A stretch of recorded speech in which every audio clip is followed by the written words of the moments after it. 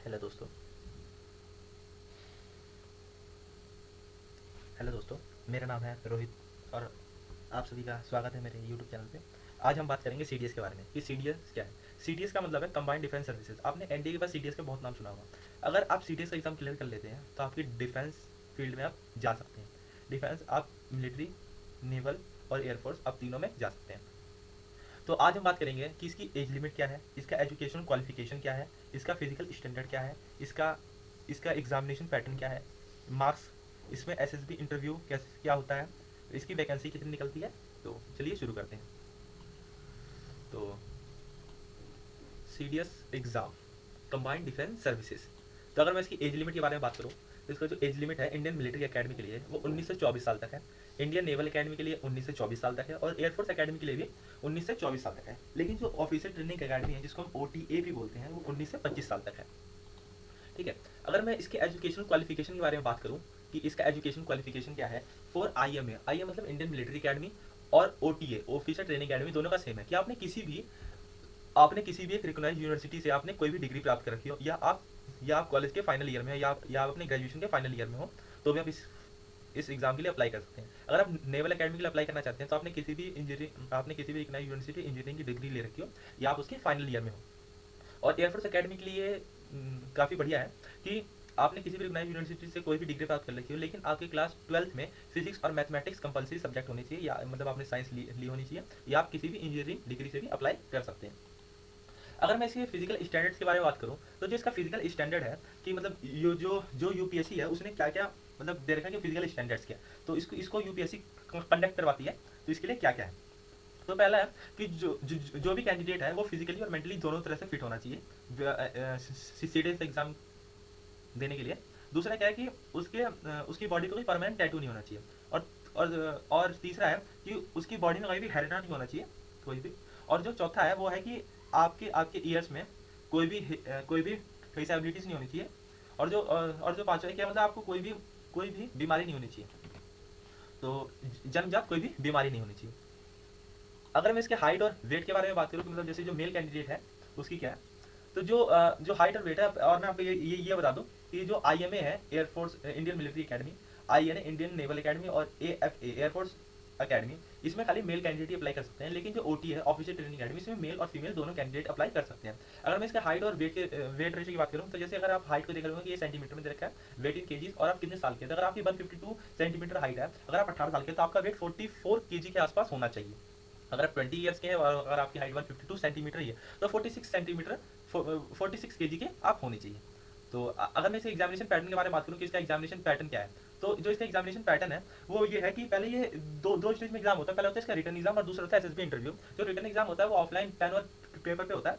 और इसमें सब्जेक्ट क्या क्या आते हैं, तो इसमें इंग्लिश आती है, जीके आती है और एलिमेंट्री मैथमेटिक्स आती है। जो इंग्लिश के आपसे 120 क्वेश्चन रहते हैं, जीके के भी आपके 120 क्वेश्चन रहते हैं, लेकिन मैथ के आपके 100 क्वेश्चन रहते हैं। आपको हर एक पेपर के लिए 2 घंटे का समय मिलता है।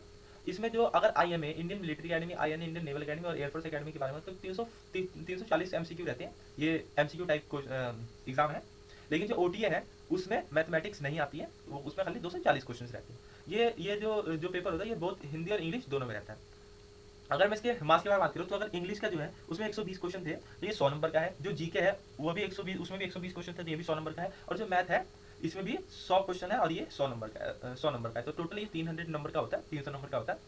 तो जो आईएमए, आईएफए और आईएनए के लिए। लेकिन अगर ओटी की बात करें तो ओटीए में क्या है कि ओटी में मैथ नहीं आती है, ओटी में खाली इंग्लिश और जीके आती है। तो इंग्लिश के थे 120 क्वेश्चन और जीके भी 120 क्वेश्चन, तो ये भी इंग्लिश भी 100 मार्क्स का और जो जीके ये भी 100 मार्क्स का, तो टोटल आपके 200 मार्क्स हो गए। अगर हम इसके एसएसबी इंटरव्यू के बारे में बात करूँ कि इसका एसएसबी इंटरव्यू क्या है जो हमने बताया था, तो इसमें होता है इंटेलिजेंस एंड पर्सनैलिटी टेस्ट पहले होता है। तो एसएसबी का मतलब है स्टाफ सिलेक्शन बोर्ड। जो ये 2 स्टेज में होता है कि पहला जो स्टेज होता है उसमें उसमें जो इंडियन मिलिट्री और जो इंडियन एयरफोर्स और जो भी है सबका एक साथ होता है। तो इसमें जो आपका इंटेलिजेंट एंड जो पर्सनैलिटी टेस्ट है वो आपका ले जाता है। कैसे ले जाता है कि इसमें जैसे ओ आई आर मतलब ऑफिसर इंटेलिजेंस रेटिंग का एक टेस्ट होता है। फिर आपका होता है picture perception and description test होता है। ये आपका टेस्ट कुछ लिए जाते हैं, स्टोरी नरेशन होता है। इस टेस्ट से आपका इंटरव्यू होता है। और जो दूसरा स्टेज होता है उस ये लगभग आपका जो एसएसबी इंटरव्यू होता है ये 5 दिन का होता है, क्योंकि जो पहला दिन होता है उसमें आप रिपोर्टिंग करते हैं, आपके डॉक्यूमेंट चेक होते हैं। उसके बाद आप थोड़ी देर आराम करके फिर आपका ये नेक्स्ट दिन से आपका जितने भी शेड्यूल है ये शुरू होता है। तो जो दूसरा स्टेज होता है उसमें जो ग्रुप टेस्टिंग ऑफिसर्स होते हैं, साइकोलॉजी टेस्ट होता है, आपका आपका कॉन्फ्रेंस होता है, आपका ग्रुप डिस्कशन होता है। तो ना तो अगर मैं बात करूँ कि जैसे में साइकोलॉजी टेस्ट होता है, जीटीओ आपसे ग्रुप टास्किंग जो ऑफिसर है वो आपसे कुछ क्वेश्चन पूछता है, लेकिन इसकी कोई अलग वेटेज नहीं होती है। ये आपके जो आपने ओआईआर ऑफिसर इंटेलिजेंस रेटिंग जो जो picture perception and description test उसी के आधार पर होता है। अगर मैं अगर मैं एयरफोर्स की बात करूँ तो एयरफोर्स में कुछ डिफरेंट होता है। आप एसएसबी क्वालिफाई करने के बाद अगर आप एयरफोर्स के लिए अप्लाई कर सकते हैं, तो एयरफोर्स में क्या होता है कि एयरफोर्स में जो अगर जैसे अगर कोई कैंडिडेट ये अपना अलग लेते हैं, जैसे अगर कोई कैंडिडेट एनसीसी या एयरमैन है एयरफोर्स, तो उसके लिए क्या होता है कि उसके लिए अगर वो जो इंटरव्यू इनका इंटरव्यू होता है एयरफोर्स का, अगर वो उसमें क्वालिफाई नहीं कर पाता है, अगर वो फेल हो जाता है, तो उसको उसको एक राउंड के लिए उसको एक बार फिर बुलाया जाता है। एनसीसी जो कैडेट होते हैं और जो एयरमैन होते हैं उनके बाद फिर से बुलाया जाता है, जो जिनका OLQ टेस्ट होता है। ये एयरफोर्स के लिए नहीं, खाली आर्मी नेवी ओटी के लिए होता है, जो एयरफोर्स में फेल हो जाते हैं, जैसे जो एनसीसी कैडेट है और जो एयरमैन है जिन्होंने सीडीएस के लिए अप्लाई किया। अगर मैं इसकी वैकेंसी के बारे में बात करूँ तो इस साल 2021 में जो सीडीएस की वैकेंसी निकली थी, ये साल में 2 बार पेपर होता है, CDS 1 और CDS 2। तो जो CDS 1 होता है उसमें इस बार लगभग 345 वैकेंसी निकली थी। जो IMA है इसके लिए 100 वैकेंसी निकली थी। जो मैंने आपको बताया था कि IMA, IFA और INA में खाली मेल ही अप्लाई कर सकते हैं, लेकिन जो OTS में मैन एंड वुमेन दोनों अप्लाई कर सकते हैं। तो IMA में 100 वैकेंसी, AFA में 32, INA में 26 और OTA मैन में 170 और OTA वुमेन में 17। तो कुल मिला के 345। तो ये था सीडीएस के बारे में जानकारी। अगर आपको वीडियो पसंद आई तो प्लीज़ मेरे चैनल को सब्सक्राइब कीजिए, लाइक कीजिए, कमेंट कीजिए। और अगर आपको और भी जानकारी चाहिए कि इसका सिलेबस क्या है, आप जब IMA में जाते हैं तो क्या क्या चीज़ें होती हैं, तो आप कमेंट करके हमें बता सकते हैं, मैं उसके ऊपर एक अलग से वीडियो बना दूंगा। तो वेरी स्पेशल थैंक यू, आपने यहाँ तक मेरी वीडियो देखी और प्लीज़ हमें सपोर्ट कीजिए। जय हिंद, जय भारत।